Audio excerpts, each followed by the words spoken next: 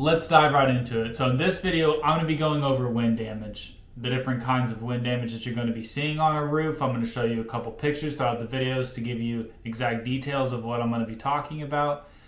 As storm seasons come to an end towards the end of the year, when everything kind of slows down, we're not having as heavy winds. Unfortunately, what I see a lot that's become very prevalent is vandalism, which is artificially created wind damage, sometimes by contractors that are a little sneaky, that don't have the homeowner's best interest in mind.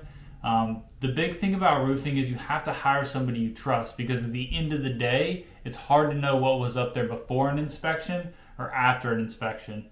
So the first couple of pictures I'm going to show you are going to be of legitimate wind damage. What is legitimate wind damage? It's when you're going to see a nice pretty crease across the top of a shingle. What happens a lot of the times with 3-tab shingles, which is an older style of shingle that's not used quite as much. Sometimes it's used, we call it builder's grade 3-tab on newer homes, but I recommend staying away from it. Reason being, the wind rating on it is just very low, anywhere from 60 to at the very highest, you're talking maybe 90 miles an hour. So what happens when wind breaks the seal on a shingle? So what it's going to do, it's going to break the shingle, and it's almost like a piece of plastic. Once that seal is broken, it's going to slowly start to lift, and then over time it's going to crease at the very top, like how when you bend plastic it turns white. That's how you know if it's legitimate wind damage. A crease at the top is enough for an insurance company to consider it wind damage, which means it needs to be replaced. Because once the tab is lifted, the nails that fasten the shingle below it are exposed. That can potentially lead to leaks. So everything that's considered wind damage in a shingle is a crease shingle, a torn shingle, or a missing shingle in its entirety. Torn shingles is going to be a little bit dicey when I get into this next section, which is going to be going over vandalism claims.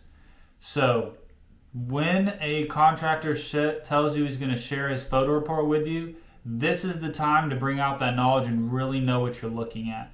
Because while legitimate wind damage is a nice pretty crease at the top, as you're going to see in these photos, you're going to see half moons.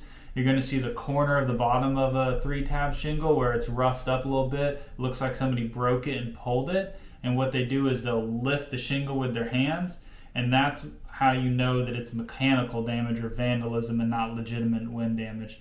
The only exception to where you're not a lot of the times going to have a really pretty crease is during a major wind event like a hurricane or a tornado. Those wind forces are so violent, they're going to just tear that shingle off in a crazy way. It could tear off 30% of the shingle, 60% of the shingle. It can grab the corner and rip it.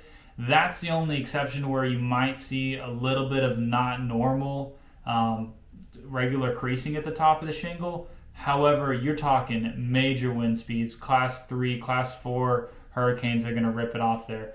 And a lot of the times, if you actually have an architectural style shingle, that can be the difference in not having to replace your roof after a major event. After being in Helene recently and after a tornado just dropped in Dallas, Georgia, you can see a clear difference between a 3-tab style shingle that I'll show you a picture of and an architectural style shingle.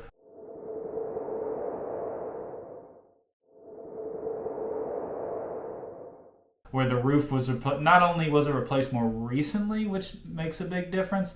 The wind rating on most architectural style shingles on the low end is 110 miles an hour, versus on the high end it can be as about 150 on some specialty or designer shingles. So I made this video to really encompass all the different kinds of wind damage that you may run into. While there's only one real wind damage, there's a couple factors that play into it. But for the most part, if you don't know what you're looking at, it can lead to trouble down the road, because once you file a claim for wind and it turns out to be vandalism, not only is an insurance company not going to cover the difference, you're now in a position where you have to file 2 claims just to restore your home to what it was like before.